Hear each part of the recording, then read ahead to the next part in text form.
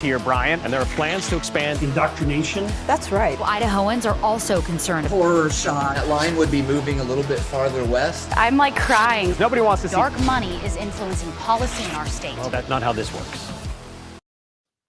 Well, hello there. Welcome to Nowhere to Hide. I'm Brian Hyde, and today we're going to be talking about how freedom requires responsibility. Specifically, it requires responsible adults. And right now, as I look around, there are very few responsible adults, at least the ones who really want their hands on the levers of power. I want to start with a quote that helps to illustrate why it is that people who aren't responsible cannot be free. This is a quote that's attributed to Osgood Guinness. Freedom rests on, or rather thrives on self-restraint and the power to say no. It rests on strong convictions about what is true and on equally strong constraints against what is false. A culture with no claims on its members or curbs on their desires would be a culture with no future.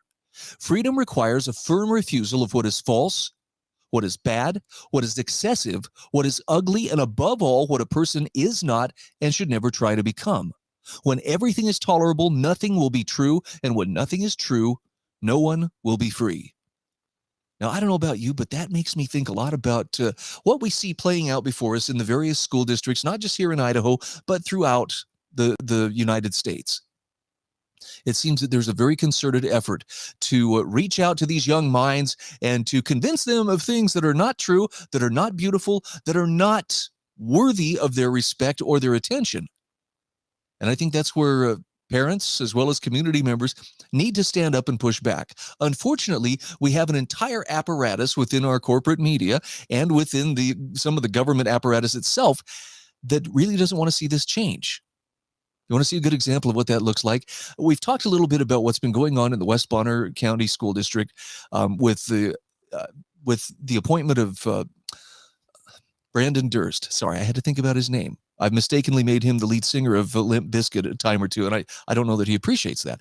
But nonetheless, there was a recall election last week. 2 of the board members who helped to appoint Durst were recalled, and boy, oh boy, have the statists and the collectivists been just going nuts. Now, there was actually supposed to be a school board meeting in which they were going to appoint, someone to carry on in the place as chairman of the board and so forth for these members who had been recalled. And yet the hysterics surrounding this put some of those, recall supporters into an absolute frenzy. Nobody illustrates this better than Mr. Frenzy himself, and that would be Jim Jones. Bonner County voters show the way for the rest of us. We need to unpack a little bit of what happened there, but first let's strain it through the Jim Jones filter just to see how outrageously extreme a point of view could this be taken to. Jim says, having followed public affairs in the Gem State since 1966, I have always believed that most Idahoans are what he calls practical people who appreciate and support reasonable, pragmatic political leaders. You're going to see what some of those look like in just a moment. They generally can see through those who seek to gain political power by stoking fear and outrage, which is the hallmark of the dark money-supported Idaho Freedom Foundation. Now, please note, the very words he's using, the dark money-funded Idaho Freedom Foundation, trying to stoke fear and outrage. Classic case of psychological projection here. He's doing exactly what he's accusing his opponents of doing. At any rate, it's probably worth another look. So, back to Jim's commentary. Jim tells us traditional Idahoans are slow to anger, but when they get their feathers ruffled, they are not reluctant to toss out political charlatans. And boy, did the voters of West Bonner County School District rise up and repudiate. This is the term I hear over and over. Boy, it's a crushing, a resounding defeat. I mean, Napoleon couldn't have written a better, press release about how great this defeat was in a tiny little school district in northern Idaho.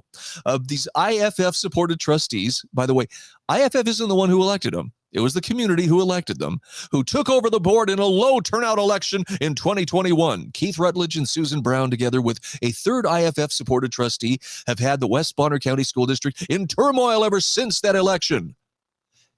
Now, do you ever question why that would be?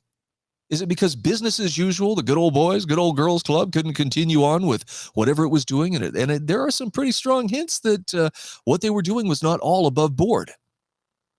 But yes, we add some freedom to the mix, and it's terrible, and it has been ever since those freedom lovers came on. Most notably, they hired Brandon Durst, whom Jim refers to as an unqualified IFF henchman. Brandon's not employed by IFF. It hasn't been for some time, as superintendent of schools. And boy, leaning on the credentialism, unqualified. He didn't jump through all the hoops that prove he's worthy. He's pure enough in his ideology to sit among our hallowed halls. Well, it came to a head last week when what Jim calls a massive voter turnout, hundreds, recalled those two trustees in a landslide vote exceeding 60%. There's no doubt the vote did not go the way of those trustees, but let's not pretend that, my gosh, everybody came to their senses and realized it was like voting for the Ku Klux Klan to keep them in there. There was a lot of histrionics that were behind this. After the election, Jim claims Mr. Durst hatched a desperate scheme to tie the hands of the incoming trustees and keep his job. He was taken to court for trying to overturn the will of the voters. As you will see in a moment, that's not at all what happened, but this is how Jim, supposedly a truth-telling former attorney general and someone who sat on the Idaho Supreme Court, portrays it. I mean, there's dishonesty and there's deception, and then there's, I'm sorry, I may have misunderstood that. When you see the corrected version of this, you'll have a pretty good idea of where Jim's coming from. The judge correctly saw the maneuver as an effort to subvert the law and brought it to an abrupt halt. Well, the judge did issue an injunction that shut down the meeting before it could begin. And it was the celebration among many of the members of the for the recall crowd that really starts to shed some light on, okay, where are the responsible adults in all this? And again, you'll see in just a few moments just how responsible and how sober-minded and how professional and qualified these people are. All I can say is brace yourself. Jim goes on to tell us the alarm bells at Idaho Freedom Foundation should be ringing because Idahoans have awakened to the fact that it and its followers have nothing to offer in way of sound public policy. Jim, you wouldn't be writing such commentaries if that were the case. And that hysterical tone in your article, it tells a story that your shaking knees, if we could see them, would also tell. You're scared, and you probably should be. People are getting fed up with some of the woke nonsense that's being force-fed to their kids. He claims the IFF thrives on creating conflict and division with non-issues, which he can't help but defend. Idaho teachers are not teaching critical race theory or grooming kids or teaching a woke agenda, whatever that is. You can pretend you don't know what it is, but the fact is parents are noticing it, politicians are noticing it, community members are noticing it, and they don't want it. It's not true. It's not good. It's not beautiful. It's not uplifting, and they have every right to reject it. Now, he tries to shift this to, well, they were just trying to victimize the poor teachers. They're doing their level best to educate our kids, often without adequate resources. More money. I think you can read that between the lines. That's just what the teachers were doing at West Bonner County School District before Durst came on the scene. How well were they doing again? Could we revisit that? And was there money that suddenly disappeared? I think about $1 million that could not be accounted for, that appeared somewhere else. And I don't know. Nobody knew where it was coming from. All I'm saying is it was not all sunshine and roses, as Brother Jim is trying to portray here. Now, he goes on to say, I'm convinced by what I hear from my Republican friends that we will see much of the same reaction across the state in the 2024 elections. I hope he flipped a coin as he made this wish in front of the wishing well. A number of disruptive Republicans will be defeated in the primary election by what Jim calls responsible Republicans. And the people will adopt the open primaries initiative in the general election as a permanent means of ridding Idaho of Idaho Freedom Foundation's hard-edged, non-productive style of politics.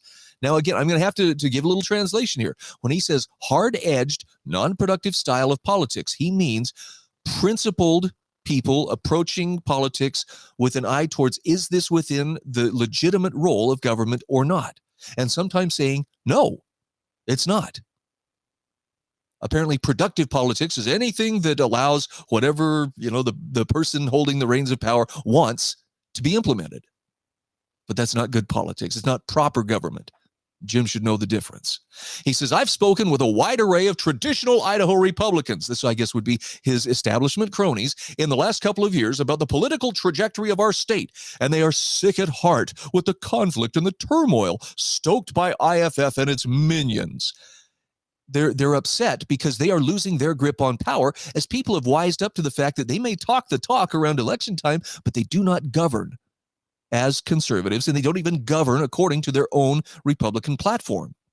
Well, West Bonner County School District patrons took care of addressing that very issue in their school district recall election.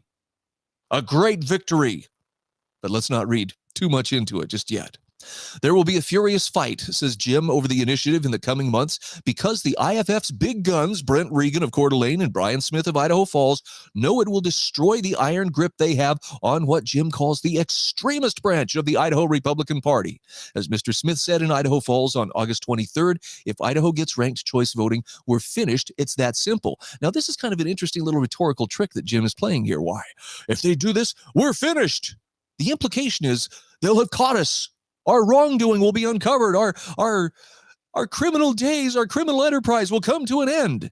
But that's not at all what he was referring to when he says, then we're done, we're finished. What it means is the system will be so easily gameable that real, meaning conservative, small government Republicans, will no longer have a voice. They will simply be diluted down in a deluge of people who join the party, wink, wink, in order to game the system. And then change their affiliation immediately after the primary and go back to voting Democrat or whatever it is. I'm sure if communist was an option, there'd be some that would vote for that as well. This is why ranked choice voting is not a good thing. It's not because the extremists just want to hold on to the power. They're trying desperately to keep the extremists, the real extremists, the ones who believe that all power, everything must be under the state, and anything that's not under the state is by definition out of control. It's to keep them from attaining the power that they want, which is virtually unlimited. Hey, I mean, if you don't mind somebody being able to reach into your pocket and take as much tax money as they want anytime they want, well, then by all means, turn your head the other way. Yeah, sure, there's real issues out there somewhere. But for those who are actually drawing a line and insisting on fidelity to the party platform, which calls for fiscal responsibility, limited government, and a host of other things that define government operating within its proper role. These are the people that are being called extremists. And I'll illustrate more about what it means to be an extremist coming up here in just a minute. So back to Jim's commentary. A furious fight coming? Oh boy. Now he says one of the reasons the extremists have not been dealt with already is that many Idahoans have had an inflated view of their numbers. They are much louder and much more in your face than the majority of Idahoans. No, they're just effective at getting done what they're trying to do. Plus, they seem to have an element of menace about them that causes sensible, conflict-averse folks, like the ones who are pushing all of these conflictive things, porn in the children's library. I mean, teaching kids, things that are way beyond their mental and moral abilities, way beyond their years. Yeah, that's all the fault of people who are saying, no, I don't want my kid to see that. As opposed to the people who are pushing this crap and pushing this as we have to teach kids, to hate themselves because of the history and slavery. We had slavery once upon a time. At any rate, he says the West Bonner County School District election revealed that even in a conservative community, the reasonable folks greatly outnumber the conflict-minded. The conflict-minded folks were actually the ones who were tearing down signs saying, please vote against the recall.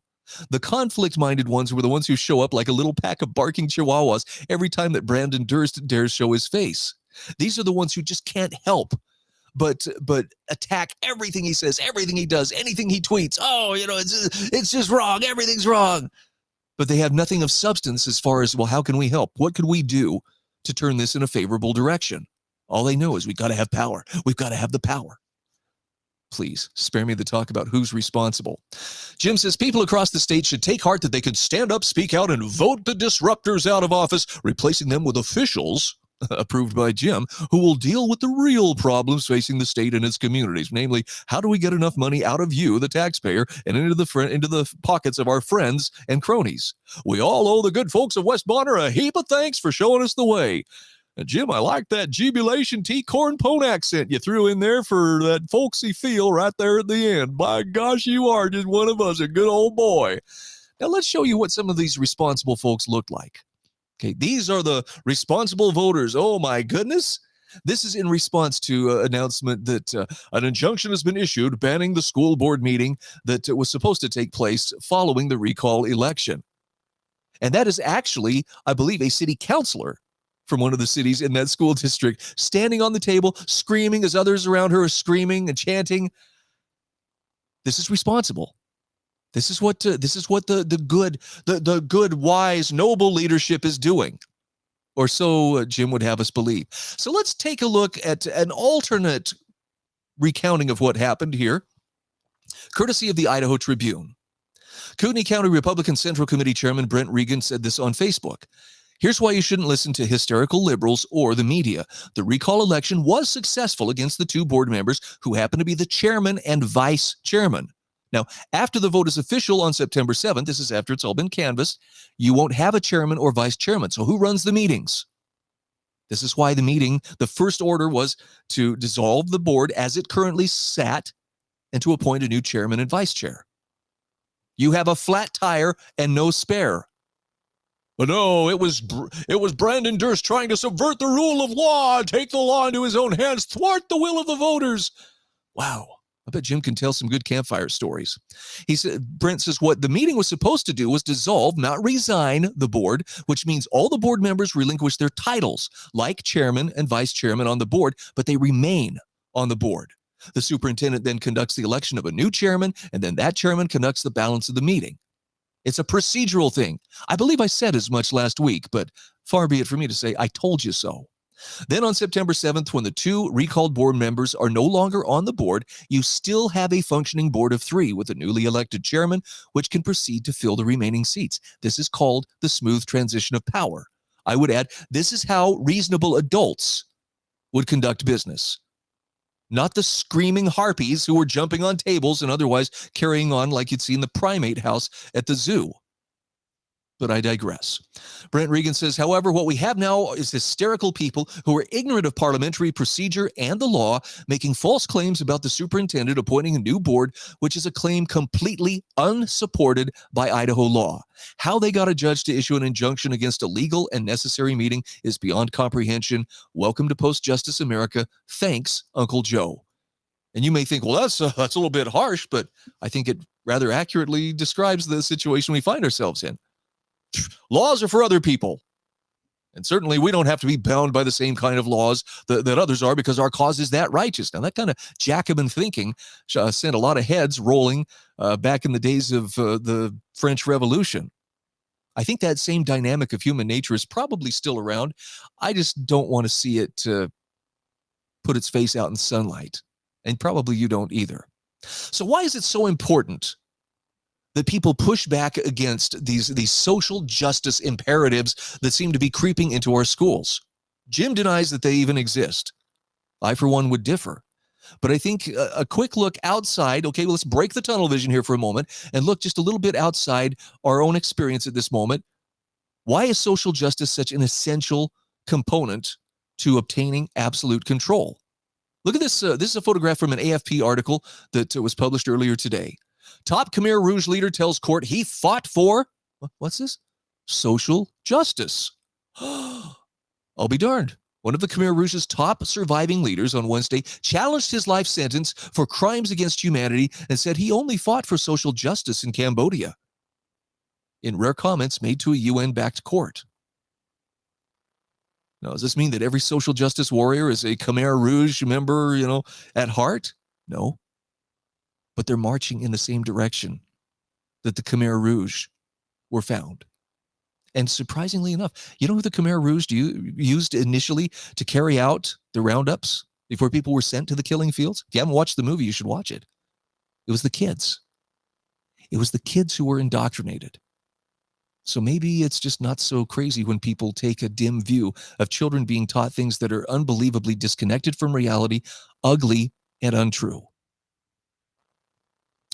Here's just a little dose of, well, this bothers me, and so therefore we need more laws. In other words, the state needs to make me feel safe. There was a report of gunshots, I presume near Moscow. This was sent out over the Vandal network, Vandal alert, gunshots reported near 100 South Almond Street. Stay inside, secure doors, check vandal mail for more information. If you need help, call 911. And Ella Weber.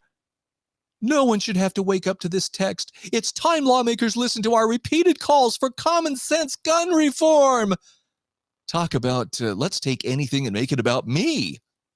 Okay, you want more gun control? Great. You go stump for it, but don't pretend that I got a text and it made my heart skip a beat and now I need more laws. By the way, I did like this reply. I thought this was actually a very reasonable reply. Go buy yourself a gun. Learn how to clean it and shoot it. You'll feel better. A bit snarky, but at the same time, it checks out. It's an older model, but it checks out just fine. Oh, speaking of not doing so fine. Oh, we've got to spin this somehow. How can we maintain, that this is such an important issue, says the Statesman regarding abortion. Check this out. Even for them, this is kind of an interesting low. Idahoans by the hundreds are seeking abortions in neighboring states. The subheadline here, Idahoans are converging on out-of-state clinics for abortions after last year's ban, but not all women can travel for the procedure. I actually had a chance to interview Ilana Rubel on the radio this morning, and this was one of the things she was talking about. And according to her, well, the numbers are even higher in clinics in Oregon and in Washington. So we're talking specifically Ontario, Oregon, and Spokane, Washington, why they're seeing more and more Idaho patients than they ever have before.